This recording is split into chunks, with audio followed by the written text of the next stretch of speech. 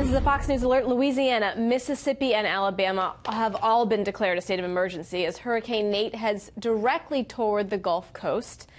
The mayor of New Orleans has issued some mandatory evacuations, and our own Rick Leventhal is live in New Orleans with the very latest. Hi, Rick. Hey, Elizabeth, the last time a hurricane hit Louisiana in October was 15 years ago. That was Lily in 2002 as a Cat 1. Nate could be a Cat 2 when it hits. The only question is where it will hit. There are watches and warnings in effect all across the Gulf Coast, all the way from west of New Orleans to Florida. And there are states of emergency that have been declared. And there are a lot of preps going on right now. The obvious thing is this isn't Harvey. It's not Irma. But the governor says we need to pay close attention to this storm. No one should take this storm lightly. It has already claimed the lives of at least 20 people in Nicaragua and in Honduras. And as we know from past storms, low intensity doesn't necessarily mean low impact.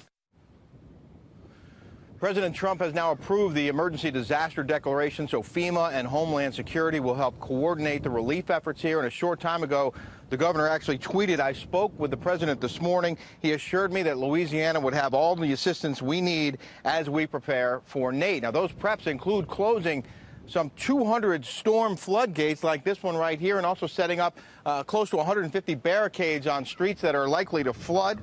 They have also handed out sandbags, and they've activated the National Guard and pre-staged boats and high water vehicles at police departments and fire departments across the area. And they've also evacuated oil rigs and oil platforms ahead of the storm, which is expected to bring powerful winds and heavy rains later tonight.